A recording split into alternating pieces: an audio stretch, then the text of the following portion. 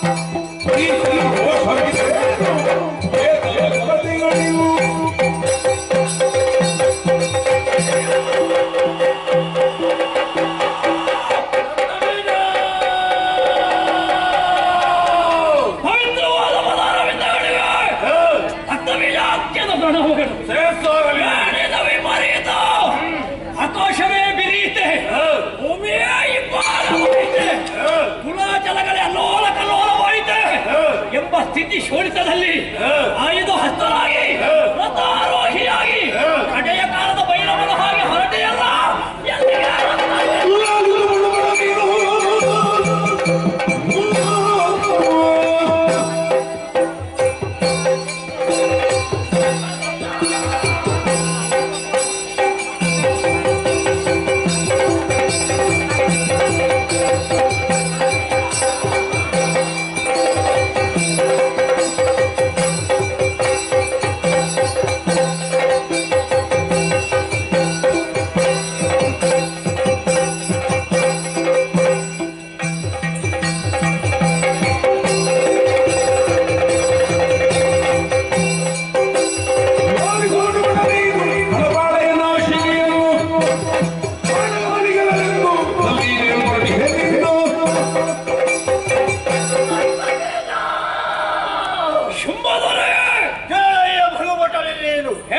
ನಮ್ಮದೇ ಆದ ಕದಂಬವಳದಲ್ಲಿ ಸುಂದರ ಉಯ್ಯಾಲೆಯಲ್ಲಿ ಸುಂದರಿಯರನ್ನು ಕುಳಿತುಕೊಂಡು ಗಾಯನವನ್ನು ಮಾಡುತ್ತಾ ಇದ್ದಾಳೆ. ಕದಂಬವಳದಲ್ಲಿ ಸುಂದರಿ ಯಾರು ಹೇಳಿದರು ಎನ್ನುವಂತಹ ವಿಚಾರವನ್ನು ಚಂಡಮುಂಡರಿಂದ ಕೇಳಿ ತಿಳಿದೆ.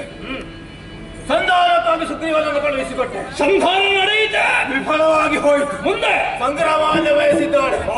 ಧೂಮ್ರಲೋಚನನ್ನು ಕಳುಹಿಸಿಕೊಟ್ಟೆ, ಕರೆಕೊಂಡು ಬಂದಾರ ಮಾತ್ರದಿಂದ ಗಂಡುಗಳಿಗಾಗಿ ಚಂಡಮುಂಡರನ್ನೇ ಕಳುಹಿಸಿಕೊಟ್ಟೆ. ಚಂಡಿಗೆಯಾಗಿ ಬಂದವರ ಶಿವ ಶಿವ ಗಂಡುಗಳಿಗಳಾದಂತಹ ಚಂಡಮುಂಡರನ್ನು ನಾವು ಕಳಕೊಂಡೆವ ಪ್ರಭು. ಈಗ ಏನು ನಿನ್ನ ನಿರ್ಧಾರ? ಅವಳನ್ನು ದರದರಳೆ ಎಳೆದುಕೊಂಡು ಬರಬೇಕೆಂದು ಇದು ಮಣಿರಥವನ್ನು ಏರಿ ಹೊರಟೆ. ಪ್ರಭು ಅಂತರಂಗದ ಅನಾವರಣ ಮಾಡಿ ನನ್ನ ಅಭಿಪ್ರಾಯವನ್ನು ಮಂಡಿಸುವುದಕ್ಕೆ ಸನ್ನಿಧಾನ ಅವಕಾಶ ಕೇಳೋಣ. ಧನುಜೇಶ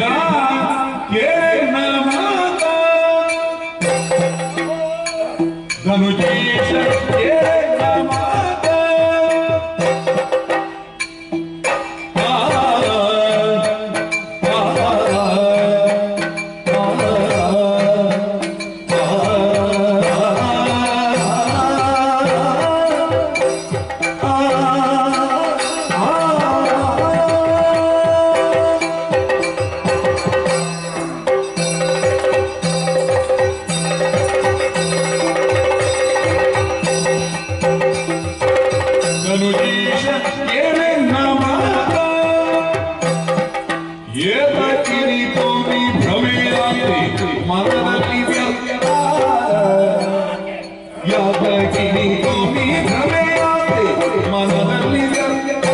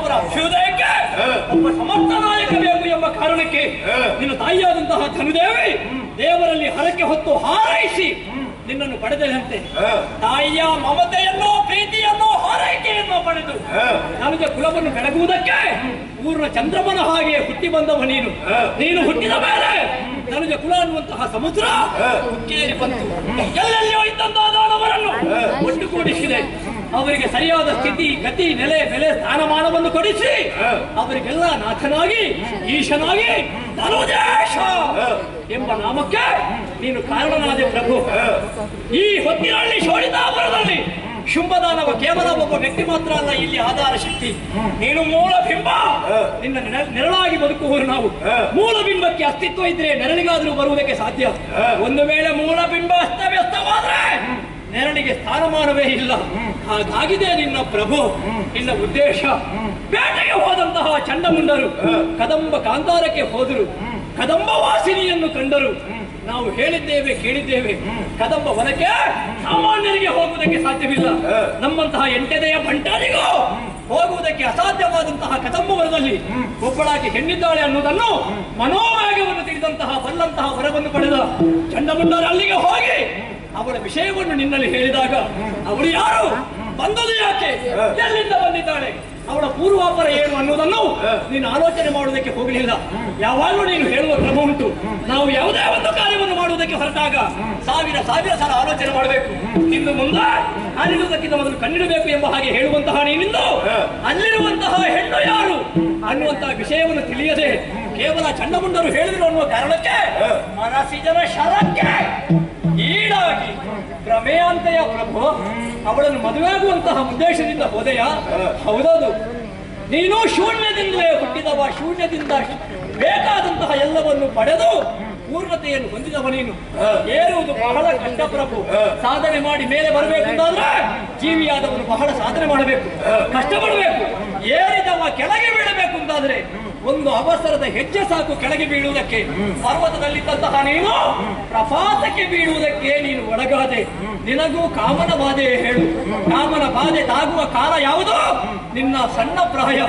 ಆ ಸಣ್ಣ ಪ್ರಾಯದಲ್ಲಿ ಹೆಣ್ಣಿನ ಮೋಹಕ್ಕೆ ಒಳಗಾಗದೆ ನೀನು ಪರಮೇಶ್ವರನನ್ನು ಬ್ರಹ್ಮನನ್ನು ಮನಸ್ಸಿನ ಮೂಲಕ ಮೆಚ್ಚಿಸಿ ಅಜಾಯವೋ ಭೇದ್ಯವೋ ಆದಂತಹ ವರವನ್ನು ಪಡೆದೆ. ಆ ಕಾಲಕ್ಕೆ ನಿನಗೆ ಮನಸ್ಸಿನ ಷರತ್ತಾಗಲಿಲ್ಲ. ಆದರೆ ಈ ಕಾಲದಲ್ಲಿ ಅವರ ಶರಕ್ಕೆ ಒಳಗಾಗಿ ಅವಳನ್ನು ಮದುವೆ ಆಗುತ್ತೇನೆ ಅಂತ ಹೋಗಿದ್ದಿ. ಅಲ್ಲಿ ಷಡ್ವರ್ಗಗಳು ನಮ್ಮನ್ನು ಆವರಿಸಿದಾಗ ನಮ್ಮ ಕರ್ತವ್ಯ ಪ್ರಜ್ಞೆ ಕುಂಠಿತವಾಗುತ್ತದೆ. ಮೌಢ್ಯ ಭ್ರಮೆ ಅನ್ನುವುದು ನಮ್ಮನ್ನು ಹುಟ್ಟುವುದಕ್ಕೆ ಪ್ರಾರಂಭ ಆಗುತ್ತದೆ. ಚಾಪಲ್ಯ ಅನ್ನುವುದು ಹುಟ್ಟಿದ ಎಲ್ಲಾ ಜೀವಿಗಳಿಗೂ ಉಂಟು ಪ್ರಭು. ಆದ್ರೆ ಚಾಪಲ್ಯಕ್ಕೆ ಬಲಿ ಬಿದ್ದು ನಾವು ಸಾಯಬಾರದಲ್ಲ. ನಾವು ನೋಡ್ತೇವೆ ಕುರಂಗ, ಮಾತಂಗ, ಆಮಳಿಕ, ವಿಧ ವಿಧವಾದಂತಹ ಪ್ರಾಣಿ ಪಕ್ಷಿಗಳು ತಮ್ಮ ಚಾಪಲ್ಯವನ್ನು ತಿಳಿಸುವುದಕ್ಕೆ ಬೇಕಾಗಿ ಸತ್ತಂತಹ ಕಥೆಯನ್ನು ನಾವು ಕೇಳ್ತೇವೆ. ಆದ್ರೆ ಮನುಷ್ಯರಾದಂತಹ ನಾವು ನಮ್ಮ ಪಂಚೇಂದ್ರಿಯಗಳನ್ನು ಸಮಾಧಾನ ಪಡಿಸುವುದಕ್ಕೆ ಈ ರೀತಿಯಾಗಿ ಭ್ರಮೆಯನ್ನು ತಾಳಿದ್ರೆ ಖಂಡಿತ ಉಳಿಗಾಲ ಆಗುವುದಕ್ಕೆ ಸಾಧ್ಯ ಇಲ್ಲ. ಮನಸ್ಸನ್ನು ಮತ್ತೊಬ್ಬರಿಗೆ ಮಾರುವುದಕ್ಕೆ ಪ್ರಯತ್ನ ಮಾಡಬೇಡ. ಮನಸ್ಸನ್ನೋದು ಮಾನಕ್ಕೆ ಬೆಲೆಯನ್ನು ಕೊಡುತ್ತದೆ.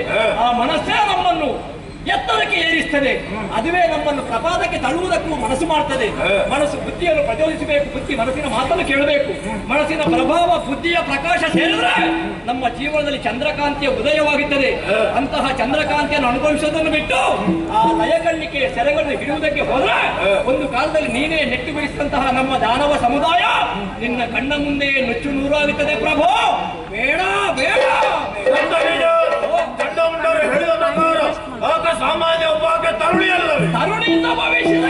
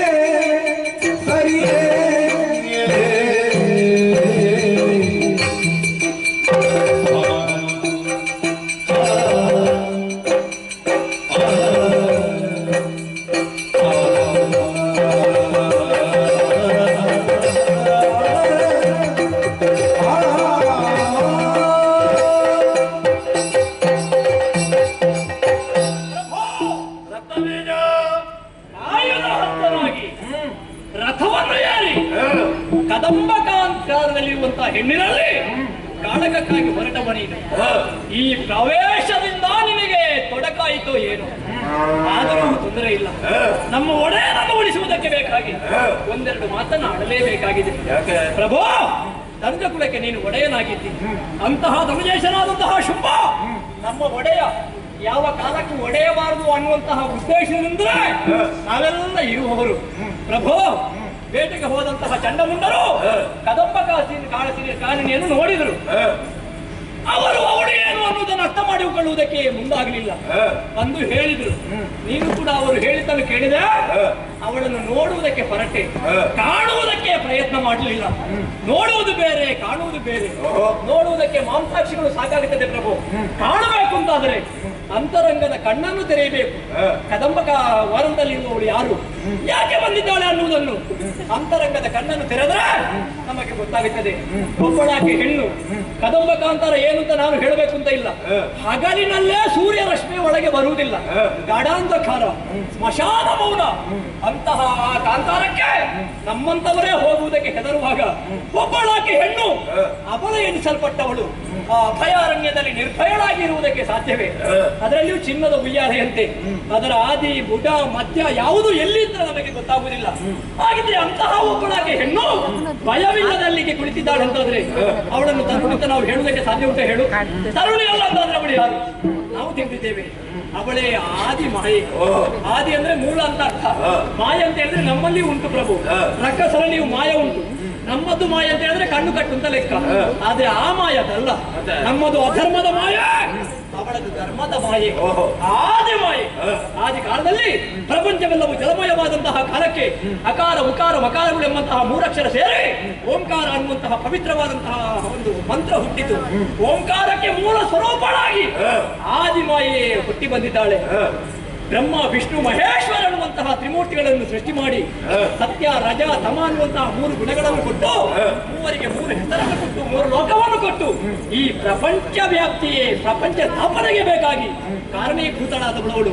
ಆ ಬಳಿಕ ಕಾಲಾಂತರದಲ್ಲಿ ದಿತಿ ಪೌತ್ರನಾಗಿ ಮಾಲಿನಿ ಪುತ್ರನಾಗಿ ಹುಟ್ಟಿದಂತಹ ಮಹಿಷಾಕ್ಯ ಶಂಕರನ್ನು ಸೇರಿಸಿಕೊಂಡು 14 ಲೋಕವನ್ನು ಗೆದ್ದು ತ್ರಿದಶರಿಗೆ ಒಪ್ಪಡವನ್ನು ಕೊಡುವಂತಹ ಕಾಲಕ್ಕೆ ಆ ದೇವತೆಗಳೆಲ್ಲ ತ್ರಿಮೂರ್ತಿಗಳಲ್ಲಿ ದೂರವನ್ನು ಕೊಟ್ಟರಂತೆ. ದೇವತೆಗಳ ಓಜಸ್ಸು, ಮೂರು ಮೂರ್ತಿಗಳ ತೇಜಸ್ಸು ಒಂದು ಕಡೆಯಲ್ಲಿ ಶೇಖರವಾಯಿತು ಪ್ರಭು. ಪ್ರಕಾಶ ಬೆಂಕಿಯ ಪರ್ವತವೇ ಒಂದು ಕಡೆಯಲ್ಲಿ ಉಂಟಾಗಿ ಆ ಬೆಂಕಿಯ ಪರ್ವತವೇ ಆಕಾಶದಿಂದ ನಾರೀ ರೂಪದಲ್ಲಿ ಕೆಳಗಿಳಿದು ಬಂತು. ಬಂದಂತಹ ಮಹಾದೇವಿ ಗರುಡನಾದ ಮಹಿಷಾಸುರನನ್ನು ಒಂದು ತ್ರಿದಶರನ್ನು ಹೊರೆಯುವುದಕ್ಕೆ ಮನ ಮಾಡಿದಳು.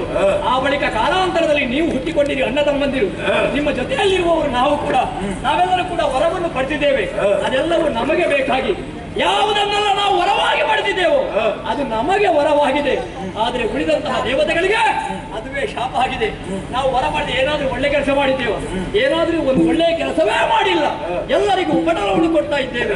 ಇದರಿಂದ ಕೋಪಗೊಂಡಂತಹ ತ್ರಿದಶರು ಮತ್ತೊಮ್ಮೆ ಆ ಜಗಜ್ಜನನಿಯನ್ನೇ ಕೆಳಗಿಳಿಸಿದ್ದಾಳೆ. ಹಾಗಾಗಿ ತರುಣಿಯಲ್ಲ ಅವಳ ಆದಿ ಮಾಯೆ. ನಮ್ಮನ್ನು ಕೊಲ್ಲುವುದಕ್ಕೆ, ತ್ರಿದಶರನ್ನು ಕೊರೆಯುವುದಕ್ಕೆ ಕದಂಬ ವಾಸಿನಿಯಾಗಿ ಬಂದು ಕುಳಿತಿದ್ದಾಳೆ. ಅಂತವಳನ್ನು ಹೆಣ್ಣು ಎಂಬ ಹಾಗೆ ನೀನು ಭ್ರಮಿಸಿ ಹೋದ್ರೆ ಖಂಡಿತ ನಮ್ಮ ಸರ್ವನಾಶ ಪ್ರಭು. ಹಾಗಾಗಿ ಅವಳ ವಿಷಯ ಬೇಡ. ತರುಣಿ ಅಲ್ಲವರ ಆದಿಮಾಯೆ ಎನ್ನುವುದಾಗಿ ಒತ್ತಿ ಒತ್ತಿ ಹೇಳ್ತಾ ಇತ್ತು. ಇದಕ್ಕೆ ಆಧಾರ ಕೊಡೋಣ. ನಿನ್ನ ಕಣ್ಣ ಮುಂದೆಯೇ ಸಾಲು ಸಾಲು ಆಧಾರ ಇರುವಾಗ ನನ್ನಲ್ಲಿ ಕೇಳುವುದು ಯಾಕೆ? ಯಾವುದು ಆಧಾರ? ಪ್ರತ್ಯಕ್ಷಕ್ಕೆ ಬೇರೆ ಪ್ರಮಾಣ ಬೇಕಾ? ಯಾವುದು? ಚಂಡಮುಂಡರು ಹೇಳಿದ ಅಕ್ಷರ ಅವಳನ್ನು ಮದುವೆ ಆಗಬೇಕು ಎಂಬ ಉತ್ಕಟವಾದ ಬಯಕೆಯನ್ನು ಹೊಂದಿ ಸಂಧಾನಕ್ಕೆ ಕಳುಹಿಸಿಕೊಟ್ಟದ್ದು ಯಾರನ್ನು? ಸುಗ್ರೀವ ಹೋದನಂತೆ, ಕದಂಬವನದಲ್ಲಿ ಅವಳನ್ನು ಕಂಡನಂತೆ. ನಿನ್ನ ವಿಷಯವನ್ನು ಹೇಳಿದಾಗ ಅವಳ ಮುಖದಲ್ಲಿ ಒಂದು ಮುಗುಳು ನಗೆ. ಆ ಮುಗುಳು ನಗೆಗೆ ಸುಗ್ರೀವ ಸತ್ತು ಬಿದ್ದನಲ್ಲ ಪ್ರಭು. ಯಾರು ಸುಗ್ರೀವನನ್ನು ಕೊಂದದ್ದು? ಅವಳೇ. ಸತ್ತಂತಹ ಸುಗ್ರೀವನನ್ನು ಬದುಕಿಸಿದ್ಯಾರು? ಅವಳೇ ಪ್ರಭು. ಒಬ್ಬಳಿಗೆ ನಿಗ್ರಹವು ಅನುಗ್ರಹವು ಎರಡೂ ಬರ್ತದಂತಾದ್ರೆ ಅವಳನ್ನು ತರುಣಿ ಅಂತ ನೀನು ಭಾವಿಸ್ತೀಯಾ? ನಾವೆಲ್ಲ ಇಲ್ಲಿಯವರೆಗೆ ಕೇಳಿಕೊಂಡು ಬಂದದ್ದೇನು? ನಮ್ಮನ್ನು ಅಳಿಸುವುದಕ್ಕೂ ಉಳಿಸುವುದಕ್ಕೂ ಶುಂಭನಲ್ಲದೆ ಬೇರೆ ಯಾರೂ ಇಲ್ಲ ಅಂತ ನಾವು ಭಾವಿಸಿದ್ದೆವು. ಆದರೆ ಆ ದೇವಿ ಅದಲ್ಲ ಅಂತ ಹೇಳಿಸಿದ್ರಲ್ಲ. ನಿಮ್ಮನ್ನು ಅಳಿಸುವುದೇ ನಾನು, ನಿಮ್ಮನ್ನು ಉಳಿಸುವುದೇ ನಾನು, ನಾನೇ ಹೊರತು ನಿಮಗೆ ಒಡೆಯ ಶುಂಭನಲ್ಲ ಅನ್ನುವುದನ್ನು ಆದಿಮಾಯೆ ತೋರಿಸಿಕೊಟ್ಟಿದ್ದಾಳೆ. ಆ ಬಳಿಕ ಹೋದವ ಧೂಮ್ರಾಕ್ಷ, ಅವನು ಕೂಡ ಅಜೇಯನಾಗಿ ಹೊರವನ್ನು ಪಡೆದವ. ಅವನ ಕಣ್ಣಿನಿಂದ ಹೊರಬರುವಂತಹ ಬೆಂಕಿ ಅಲ್ಲ, ಧೂಮ, ಹೊಗೆ.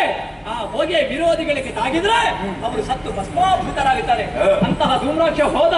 ಹೊರೆಯಿಂದ ಕಟಾರಿಯನ್ನು ತೆಗೆಯುವುದರ ಮೊದಲೇ ಓಂಕಾರ ಮಾತ್ರದಿಂದ ಧೂಮ್ರಾಕ್ಷರನ್ನು ಕೊಟ್ಟು ಬಿಟ್ಟಳು. ಅವರನ್ನು ತರುಣಿ ಅಂತ ಭಾವಿಸ್ತೀಯ? ಮತ್ತೆ ಚಂಡಮುಂಡರು ಒಂದು ಕಾಲಕ್ಕೆ ದಿಗ್ವಿಜಯವನ್ನು ಮಾಡಿ ಶುಂಭರಾದಂತಹ ನಿಮ್ಮಲ್ಲೇ ಕಾಳಗಕ್ಕೆ ಬಂದರು. ಕಾಳಗ ನಡೆಯಿತು. ಜಯಾಪಜಯ ನಿರ್ಣಯವಾಗದೇ ಇರುವ ಕಾಲಕ್ಕೆ ಬಂದಂತಹ ನಾರದರು ನಿನ್ನಲ್ಲಿ ಸಂಧಿಯನ್ನು ಮಾಡಿಸಿದ್ರು. ಅವರನ್ನು ತಮ್ಮಂದಿರಂತ ಮುಟ್ಟಿಕೊಂಡೆ. ನೀನು ಏರುವ ಪೀಠದ ಅರ್ಥವನ್ನು ಅವರಿಗೆ ಬಿಟ್ಟುಕೊಟ್ಟೆ. ಅಂತಹ ಕಳಚಂಡಮುಂಡರು ಆಕಾಶ ಮಾರ್ಗದಲ್ಲಿ ನಭೋ ಮಂಡಲದಲ್ಲಿ ನಿಂತು ಭೂಮಂಡಲವನ್ನೇ ಚೆಂಡಲಾಪಾದಿಯಲ್ಲಿ ಕುಡಿಯಬಲ್ಲಂತಹ ಅತುಲ ವಿಕ್ರಮಿತ್ತು. ಅಂತಹ ಚಂಡಮುಂಡರು ಅವರನ್ನು ಕರ್ಕೊಂಡು ಬರುವುದಕ್ಕೆ ಹೋದಾಗ ಏನಾಯ್ತು? ಮಹಾಕಾಳಿ ಭದ್ರಕಾಳಿಯಾಗಿ ಚಂಡಮುಂಡರ ರುಂಡವನ್ನ ಚೆಂಡಾಡಿ ಬಿಟ್ಟಂತೆ. ನಮಗೆ ಕಾಣುವುದು ಚಂಡಮುಂಡರ ರುಂಡವನ್ನು ಚೆಂಡಾದಳು ಖಂಡಿತ ಅಲ್ಲ. ಅವಳು ಚೆಂಡಾಡಿದ್ದೇನು ಶುಂಭನ ಹೆಣ್ಣಿನ ಆಸೆ ಅನ್ನುವಂತಹ ಚೆಂಡನ್ನು ಬಡಿದಟ್ಟಿದ್ದಾಳೆ ಪ್ರಭು. ಹಾಗಿರುವಾಗ ಇಂತಹ ಪ್ರತ್ಯಕ್ಷ ದರ್ಶವೇ ನಮ್ಮಲ್ಲಿರುವಾಗ ಇನ್ನೂ ಅವಳನ್ನು ನೀನು ತರುಣಿಯಿಂದ ಭಾವಿಸಬೇಡ. ಅರ್ಪಣೆ ಧೂಮ್ರಲೋಚನ ಕಾದಿ ಮಡಿದರು ಚಂಡಮುಂಡರು. ಹಾಗಿರುವಾಗ ಇದೆಲ್ಲ ನಮ್ಮ ಕಣ್ಣ ಮುಂದೆ ಇರುವಾಗ ಅವಳನ್ನು ಹೆಣ್ಣೆಂಬುದಾಗಿ ಭವಿಸಬೇಡ ಪ್ರಭು. ದಯಮಾಡಿ ನೀನು ಉಳಿದು ನಮ್ಮನ್ನು ಉಳಿಸಬೇಕು. ಅವಳನ್ನು ಕರೆದರುವಾಗ ನಿನ್ನ ಅಭಿಪ್ರಾಯವೇನು ಬಿಡು ಮನವ ಮೂರ್ಖತೆಯ ಬಿಡು ಪ್ರಭು ಬಿಡು ಬಿಡು ಬಿಡು ಮನವ ಮೂರ್ಖತೆಯ ಬಿಡು ಪ್ರಭು ತ್ರೈ ಜಗದೊಡನೆ ಚರಣಕ್ಕೆ ಭಕ್ತಿಯಿಂದಲೇ ಒಡಮಡುತ್ತ ತ್ರೈ ಜಗದೊಡನೆ ಚರಣಕ್ಕೆ ಭಕ್ತಿಯಿಂದಲೇ ಒಡಮಡುತ್ತ ಪಡೆದವಳ ಕಾರುಣ್ಯದಲ್ಲಿ ಧಾತ್ರಿಯಲಿ ಪಡೆದವಳ ಕಾರುಣ್ಯದಲ್ಲಿ ಧಾತ್ರಿಯಲಿ ಜಡಜ ಪೀಠನ ವರದ ತೆರದಲ್ಲಿ ಜಡಜ ಪೀಠನ ವರದ ತೆರದಲ್ಲಿ ಪಡೆದು ತುಗವನು ಜಡಜ ಪೀಠನ ವರದ ತೆರದಲ್ಲಿ ಪಡೆದು ತುಗವನು ಬಿಡು ಮನದ ಮೂರ್ಖತೆಯ ನಾವೆಲ್ಲ ಬಿಂದುಗಳು ನಾವೆಲ್ಲ ಬಿಂದುಗಳು ಅವಳು ಸಿಂಹೋ ಭೈರವಿ. ನಾವೆಲ್ಲ ಬಿಂದುಗಳು ಅವಳು ಸಿಂಹೋ ಭೈರವಿ. ಇದು ಸಿಂಧು ಬಿಡುವ ಮೂರ್ಖತೆಯ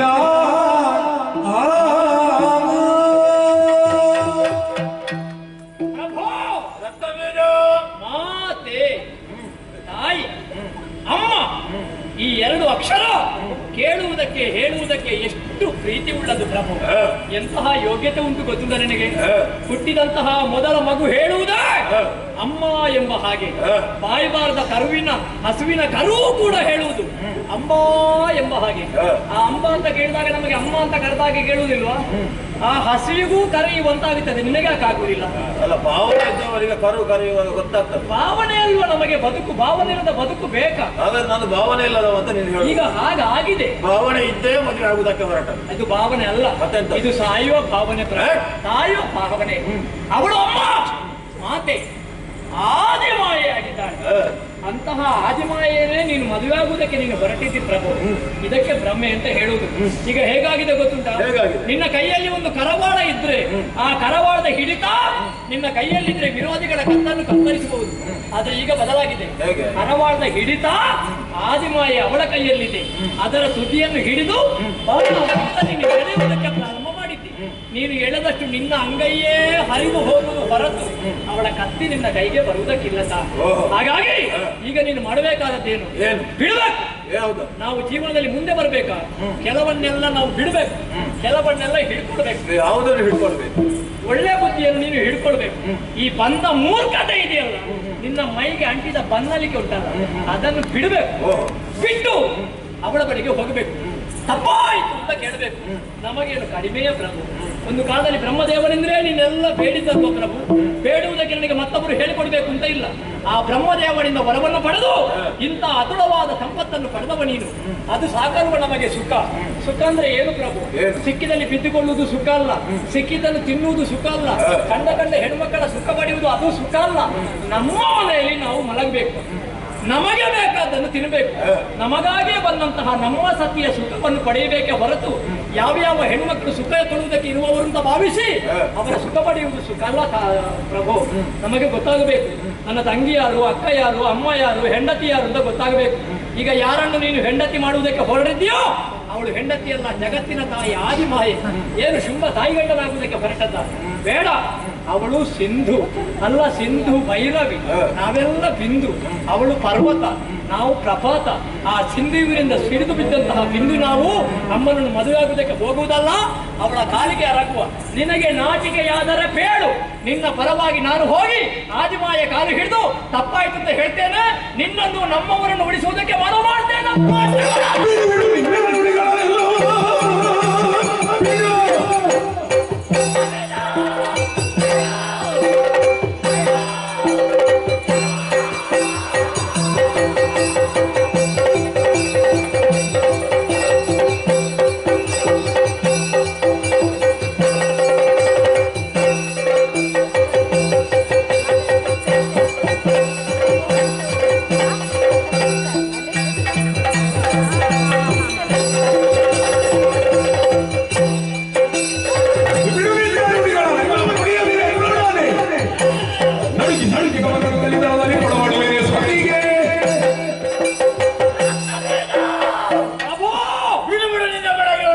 ನಾನು ಹೇಳುವುದೇ ಬಿಡು ನಿನ್ನ ಮೂರ್ಖತೆಯನ್ನು. ಯಾವುದನ್ನು? ನಿನ್ನ ಮೂರ್ಖತೆ. ಮೂರ್ಖತೆಯಲ್ಲಿ ಬಿಡು ಅಂತ ನೀನು ಹೇಳುದು? ಹೌದೌದು. ನೀನು ಅಷ್ಟಪ್ರಧಾನಗಳಲ್ಲಿ ಒಬ್ಬ ಸಂಬಂಧದಲ್ಲಿ ಅಳಿಯ ಅಂತ ಮಾತನಾಡುವುದಕ್ಕೆ ಬಿಟ್ಟರೆ ನಿನ್ನ ಪ್ರಚಂಡವಾದ ಮಾತನಾಡಿಕೆಯಿಂದ ಎಲ್ಲರನ್ನು ತಳಿಸಬಳ್ಳೆ ಮಣಿಸಬಳ್ಳೆ ಎಂಬುದು ಈಗ ಸ್ಪಷ್ಟವಾಗಿ ಗೊತ್ತಾಯ್ತು.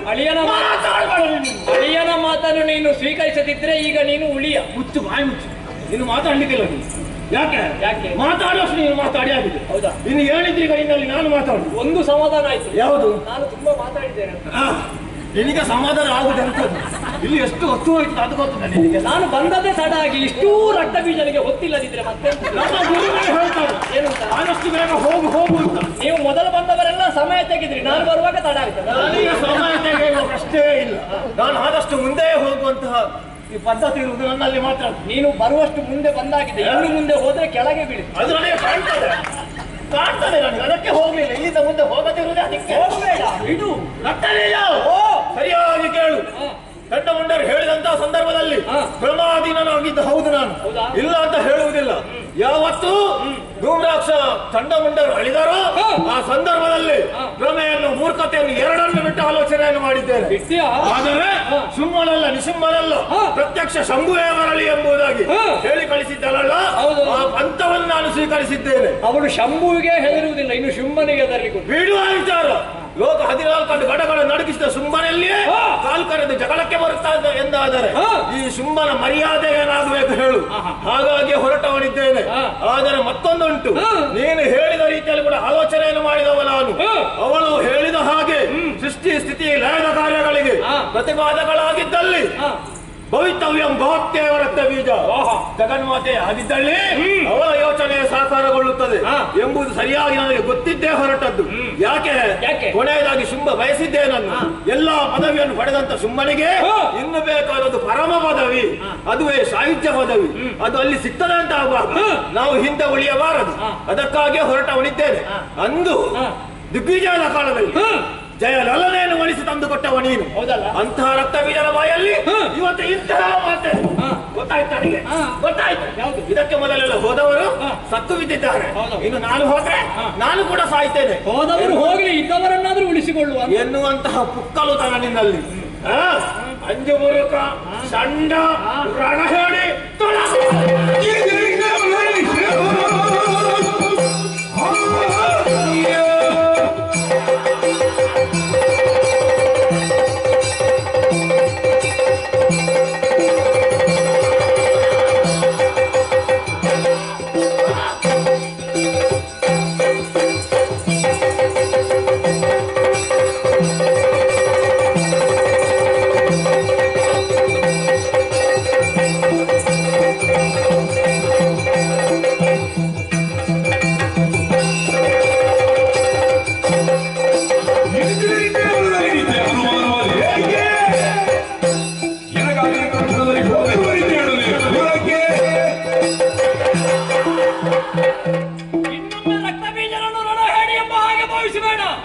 ಇಲ್ಲಿಯವರೆಗೆ ನಿನ್ನ ಮನಸ್ಸಿನ ಬಗ್ಗೆ ಗೊತ್ತಾಗಲಿಲ್ಲ. ಈಗ ಗೊತ್ತಾಯ್ತು. ಯಾವುದನ್ನು ನೀನು ಪಡೆಯುವುದಕ್ಕೆ ಹೊರಟಿದ್ಯೋ ಅದನ್ನು ನಿನಗಿಂತ ಮೊದಲು ನಾನು ಪಡೆಯುತ್ತೇನೆ. ಮೆರುಗಿದ